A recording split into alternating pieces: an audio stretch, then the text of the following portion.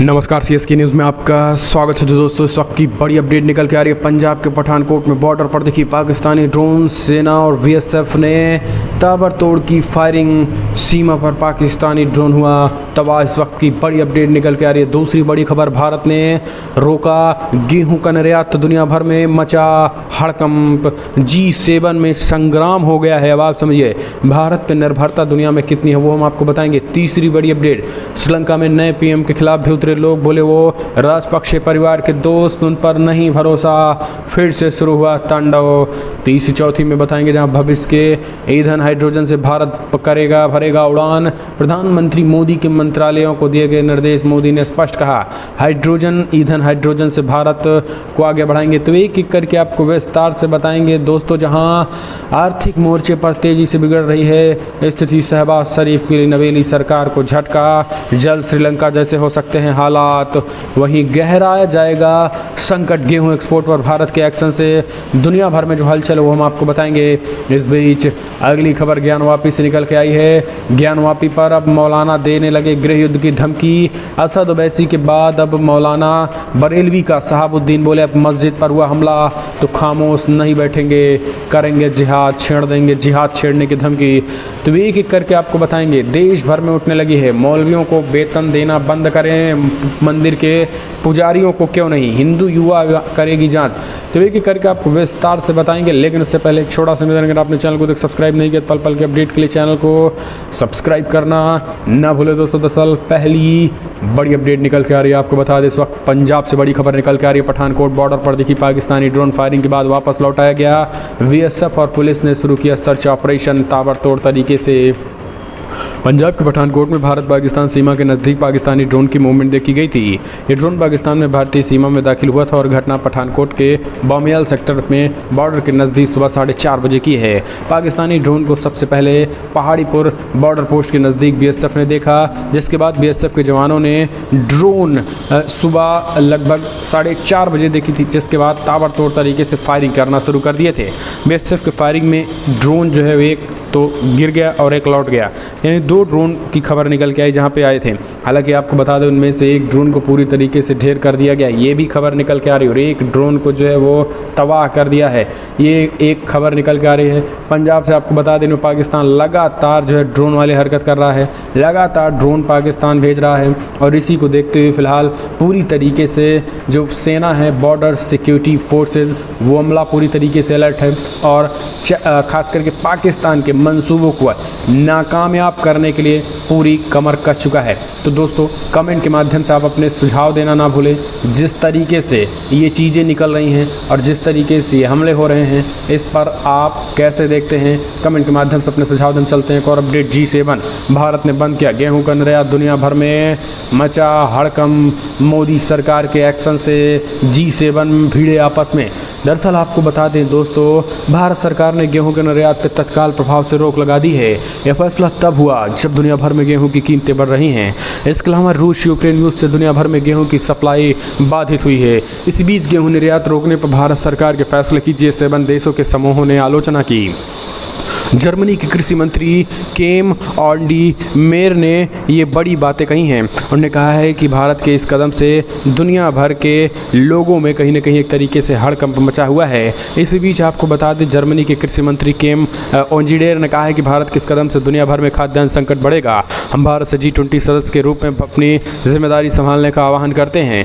आपको बता दें रूस यूक्रेन युद्ध के चलते गेहूँ के निर्यात में बड़ी गिरावट आई है, क्योंकि ये दोनों देश दुनिया के सबसे बड़े खाद्यान्न निर्यातक हैं। वहीं यूक्रेन और रूस की आपूर्ति प्रभावित होने के बाद भारत से गेहूं की मांग बढ़ गई है। हालांकि यूक्रेन का कहना है कि उनके पास 20 मिलियन टन गेहूं है, लेकिन उनका व्यापार रूट युद्ध की वजह से पूरी तरीके से खत्म हो चुका है।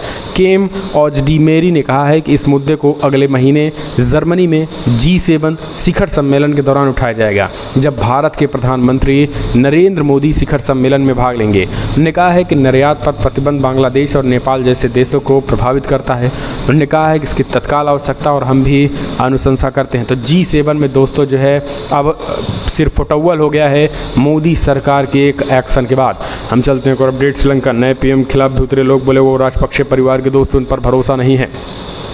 श्रीलंका में हालात सुधरते नहीं दिख रहे हैं। पहले से लोग राजपक्षे परिवार से नाराज चल रहे हैं और उनके खिलाफ प्रदर्शन कर रहे हैं। महिंदा राजपक्षे के इस्तीफे के बाद नए पीएम रानिल विक्रमसिंघे शपथ के बाद ऐसा लग रहा था कि प्रदर्शन अब थम जाएगा, लेकिन ऐसा नहीं हुआ। लोग अब नए पीएम खिलाफ भी सड़कों पर उतर गए हैं। सरकार खिलाफ प्रदर्शन कर रहे लोगों का कहना है कि विक्रमसिंघे भी राजपक्षे परिवार के दोस्त हैं, ऐसे में उन पर भरोसा नहीं किया जा सकता। एक प्रदर्शनकारी ने कहा है कि हमें नए पीएम रानिल विक्रमसिंघे पर भरोसा नहीं है, क्योंकि राजपक्षे परिवार के बहुत अच्छे दोस्त हैं। हमें विश्वास नहीं है कि वो लोगों के साथ न्याय करेंगे। वहीं दूसरी ओर रानिल विक्रमसिंघे ने भी शनिवार को मंत्रिमंडल में 4 और मंत्रियों को शामिल करने का क्रम जारी रखा। एक और अपडेट लेते हैं दोस्तों, इस वक्त की बड़ी खबर निकल के आ रही है। आपको बता दें, आर्थिक मोर्चे पर पाकिस्तान को लग रहा है तगड़ा झटका। नेपाल जैसे हो सकती है सिचुएशन। शहबाज शरीफ की नई रवेली सरकार को झटका।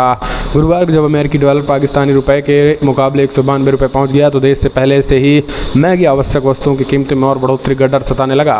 फाइनेंशियल एक्सपोर्ट और समाचार पत्रों में छापे संपादकीय लेखों ने पाकिस्तान की विकट स्थिति की तुलना श्रीलंका से करनी शुरू कर दी, जहां फिलहाल एक प्रचंड सामाजिक अशांति फैली हुई है, जिनमें सरकार से राष्ट्रपति गोटबाया राजपक्षे और उनके मंत्रिमंडल को बाहर कर दिया गया है।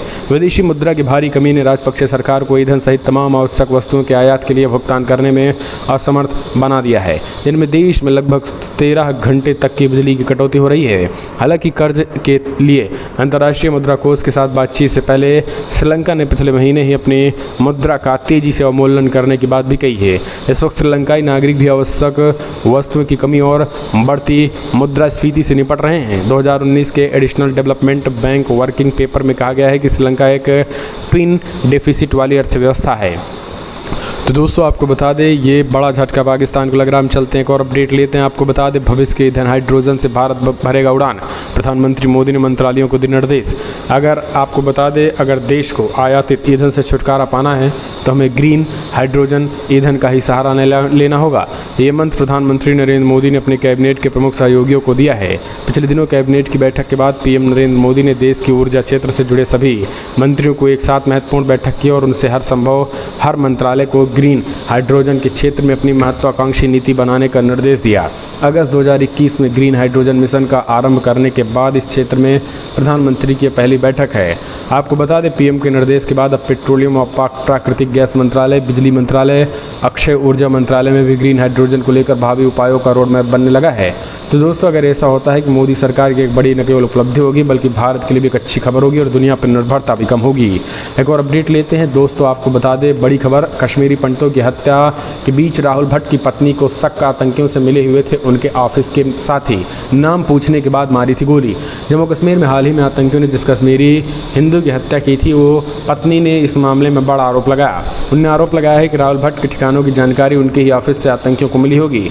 इसके बाद आतंकवादियों ने गुरुवार को बड़गाम की चदूरा में एक युवा कश्मीरी राहुल भट्ट की हत्या कर दी। राहुल भट्ट की पत्नी ने मीडिया से बातचीत करते हुए कहा है कि वो कहते थे कि अगर हर कोई उनके साथ अच्छे से पेश आता है और कोई भी उनके नुकसान नहीं पहुंचा सकता है, फिर भी किसी ने उन्हें नहीं बचाया। उन्होंने आतंकियों और किसी से बारे में पूछा होगा, अन्यथा उन्हें कैसे पता चलता।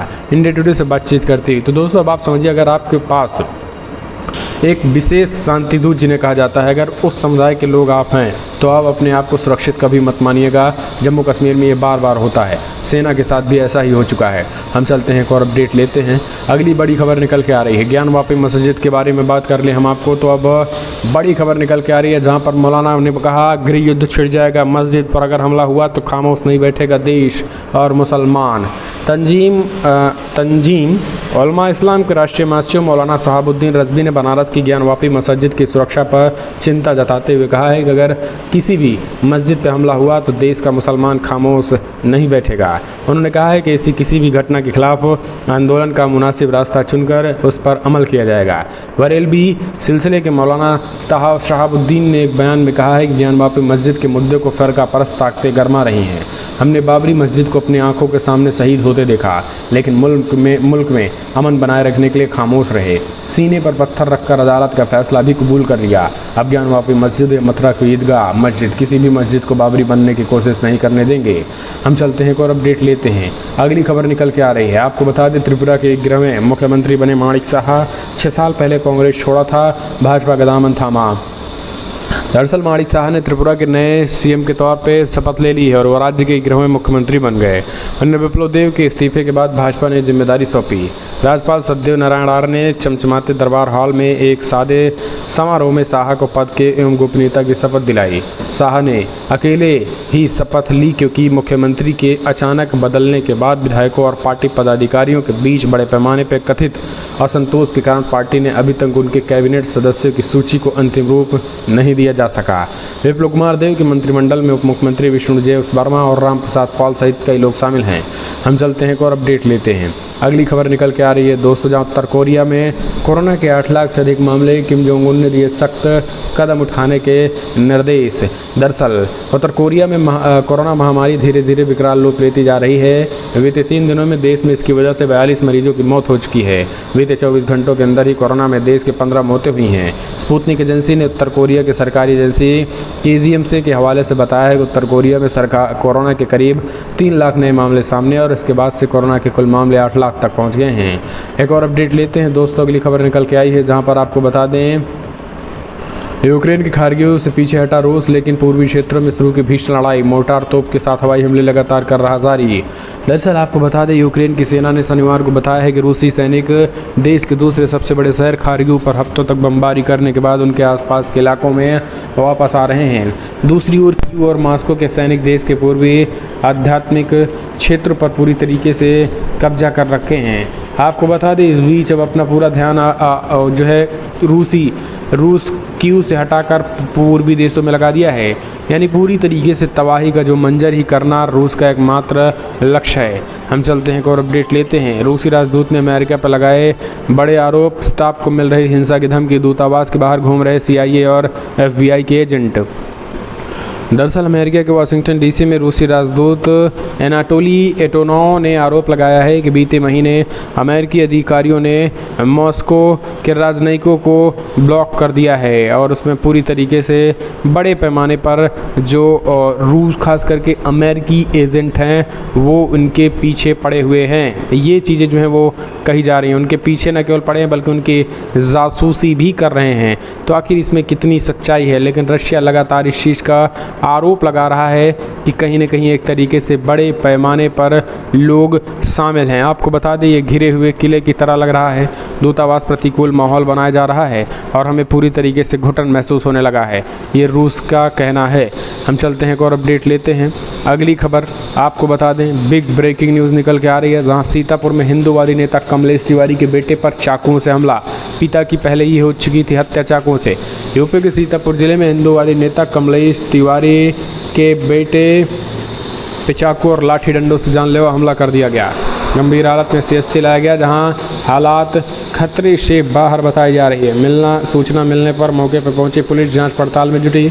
बता दें कि 18 अक्टूबर 2019 को हिंदूवादी नेता कमलेश तिवारी की लखनऊ में हत्या कर दी गई थी। शुरुआत में भी इस हत्याकांड में पुलिस ने गुजरात से 3 और उत्तर प्रदेश में 2 लोगों को गिरफ्तार कर लिया था। कमलेश तिवारी हत्याकांड मामले में यूपी पुलिस ने 13 लोगों के खिलाफ चार्जशीट दाखिल किया था।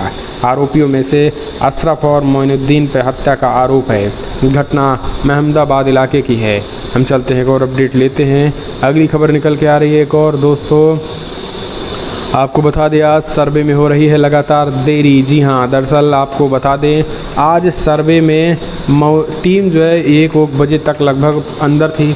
लगभग आज सर्वे का काम पूरा कर लिया जाएगा ऐसी आशा जताई जा रही है। लेकिन ज्ञानवापी मस्जिद में अब पूरी तरीके से मंदिर होने के सबूत जो है वो मिलने लगे हैं। यही कारण है कि अब उनमें हड़कंप मच चुका है और अब मौलाना पूरी तरीके से बिलबिलाने लगे हैं। मौलाना पूरी तरीके से धमकी देने लगे हैं। मौलाना ने कहा है कि अगर मस्जिद को कुछ भी आँच आई तो देश में गृह युद्ध छिड़ जाएगा। इस तरीके से न जाने क्या क्या असदुद्दीन ओवैसी एंड कंपनी ने शुरुआत की और पूरे देश भर में ऐसा होने लगा है। हम चलते हैं और अपडेट लेते हैं। अगर मौलवियों को वेतन दिया जाता है तो मंदिरों के पुजारियों को क्यों नहीं? हिंदू युवा वाहिनी करेगी आमरण अनशन। जी हाँ, आपको बता दें आज दिल्ली में हिंदू युवा वाहिनी आम आदमी पार्टी कार्यालय के बाहर आमरण अनशन करने वाली है। आपको बता दें इस प्रदर्शन का मुख्य कारण है कि दिल्ली के सभी मस्जिदों में मौलाना को पैसे दिए जाते हैं, वो आखिरकार मंदिरों में हिंदुओं को क्यों नहीं? इसी मुद्दे पर हिंदू युवा वाहिनी का आज आम आदमी पार्टी कार्यालय के बाहर प्रदर्शन हुआ। गौरतलब यह है कि दिल्ली में सभी मस्जिदों के मौलानाओं को सैलरी दी जाती है, लेकिन मंदिर चाहे कोई भी ऐसा प्रावधान नहीं है। इसको लेकर हिंदू युवा वाहिनी पहले से उग्र है और पहले भी कई हिंदू मामलों के उत्थान के लिए हिंदू युवा वाहिनी अपनी आवाज़ उठाता रहा है। तो ये एक बड़ी खबर निकल के आई है। हम चलते हैं एक और अपडेट। स्टिकी बम से वैष्णो देवी जाने वाली बस में आतंकियों ने लगाई थी आग। जम्मू कश्मीर फ्रीडम फाइटर आतंकी समूह ने ली जिम्मेदारी। दरअसल आपको बता दें, जम्मू कश्मीर में मां वैष्णो देवी के श्रद्धालुओं से भरी एक बस में 13 मई को आग लग गई थी। ये बस कटरा से जम्मू कश्मीर की तरफ जा रही थी। अब इस अग्निकांड में 4 लोगों की मौत भी हो गई थी, 20 लोग झुलस गए थे। घटना के बीच सुरक्षा विशेषज्ञ रिटायर्ड ब्रिगेडियर हेमंत महाजन ने आतंकी एंगल होने का दावा किया है। इसी बीच एनआईए की टीम ने घटनास्थल पर जाकर जांच भी किया। इसमें जो रिपोर्ट निकल के आ रही है, माना जा रहा है आतंकियों ने जो है वो बम से, स्टिकी बम होता है, उससे पहले आग लगाई और आग लगा के 2-3 तरफ स्टिकी बम लगा दिया था, जिसके बाद आग लगते लगते ये हालात हो गए हैं और किसी को पता भी नहीं चला। फिलहाल दोस्तों, आज इस वीडियो में इतना ही। पल पल के अपडेट के चैनल को सब्सक्राइब करना ना भूलें। लेकिन हाँ, मौलानाओं के पैसे देने के, मौलानाओं को वेतन देने के आप कितना समर्थन में हैं, कमेंट के माध्यम से अपने सुझाव दें। और गेहूं के निर्यात के बाद दुनिया में मचे हो हल्ले को आप कैसे देखते हैं। फिलहाल इस